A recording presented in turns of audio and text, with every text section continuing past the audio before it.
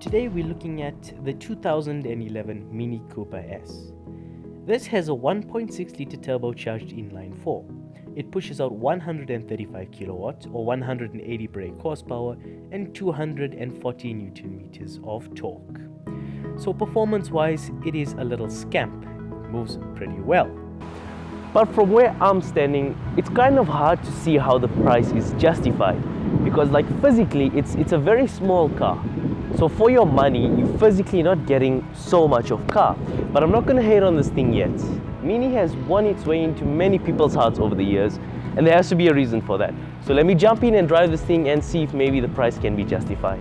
So as soon as we jump in this little Mini, we feel hints of BMW. Like to start the car, you put the key in and press a button. Now, that sounds familiar. Where have we seen that before? Yes, the E90 BMW 3 Series. As soon as you feel the clutch, it also feels BMW-esque. Feels like a 3 Series or 1 Series or actually any BMW in manual form. The gear throws and the way you put it in reverse, and as well as the handbrake, those all feel BMW-esque, plus the indicators do too. But that's not a bad thing. If you're going to borrow little certain parts from cars, you may as well borrow them from fantastic cars such as BMWs. So is that what makes this car so expensive? It's sharing some of its recipes with BMWs? I don't think so. Maybe it could be because this little small tiny car has 2 sunroofs, like a brand new 7 Series or brand new Mercedes-Benz Maybach. Maybe that makes it expensive. I'm not sure. You'll have to think about that yourself, but I don't think so. I don't think so. I think why they can charge how much they charge is because Mini has a name. Over the years, Mini has built its brand up. It's made a name for itself, and there must be a reason for that. I mean, come on, think for yourself. And driving this little thing just for a short period of time, it's easy to fall in love with this little scamp. It's like a puppy. Like you can't hate it, you know. Even if you don't like it, you just live with it. You learn to love it. But a Mini is a very special car.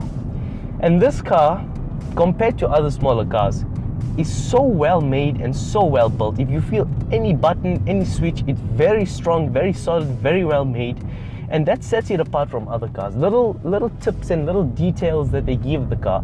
I'm going to be doing a video on just a few little things that this car has, which I absolutely love, so stay tuned for that. But it's those little features and little things that this Mini has that sets it apart from other cars. It makes it special. It makes it feel like they care, feel like they thought about these things. But those little details can't justify the price now, can it? Every car has downsides, and this car has one or two also. The ride on this little thing is very hard. I'm going to be honest, it's rock hard actually. What else? I guess the rear view mirror, it's nice and big, so rear visibility is good. But the windscreen itself is small because the car is small, so it's kind of in the way when you're looking out in front, but I guess you get used to it. Other drawbacks on this car, the rear space, no, I don't think you can really speak about that because it's a small car. It's meant to be small. It's supposed to be like that. Trunk space on this car is pretty good. You can fit not 1, not 2, but 3 Cadbury chocolate bars in the boot. Buy a Jaguar F-Type with a spare wheel and see if you can say the same thing. But now this is a Cooper S. The S means it's a fast little machine. That makes sense. But we're coming up to a bend. It's in first gear. Drop it into second. Let's do a second gear roll on and then just feel. Oh yes. Oh yes. Oh yes. Oh yes. And because it's so small and so nippy,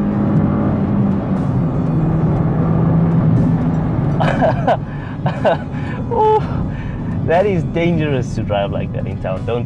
Don't do that. That's not a wise thing to do, but this is such a fun little car to drive. But now the point of a Cooper S is the S, so it should drive like a little go-kart, which everyone says it does, And I can report that, oh yes it does. Definitely it does. This feels so nippy and so, whoa, this is a fun car to drive.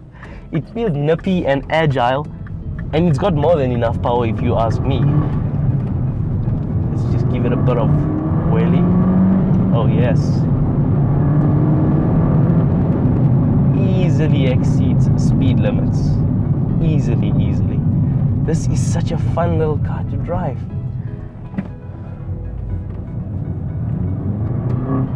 And it sounds damn good too. I don't know if you can hear that exhaust.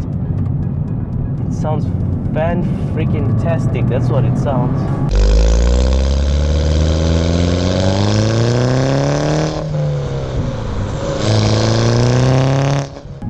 You know, car manufacturers nowadays, they're too obsessed with lap times and being faster than other cars. They often forget that a car should make you feel special when you drive it, especially little cars like this. And I think Mini really hit the nail on the head with this thing. That's why it's so popular, I think. That's why people love this thing so much. I think I'm becoming one of those people. I've never driven a small car like this that makes you feel as special as this. And I actually daily drove an Abarth 500 for almost a year. And this is so much nicer than that car to drive. I think that's why they can charge what they can. This car makes you feel special. It makes you feel nice and warm and fuzzy inside. And that you can't really put a price on that, let's be honest. And comparing it to the Abarth, that thing is damn expensive. It's actually smaller.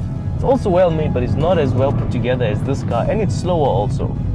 So comparing it to that, this car is fantastic value. Now what are we gonna give the Mini Cooper S out of 10? Can you really rate your own puppy? Can you really rate the love of your life? Like if your mom makes food for you and asks you, how is the food, my sweet child? You can't really say it's bad, can you? So let's not rate this car. Let's just leave it to our imagination.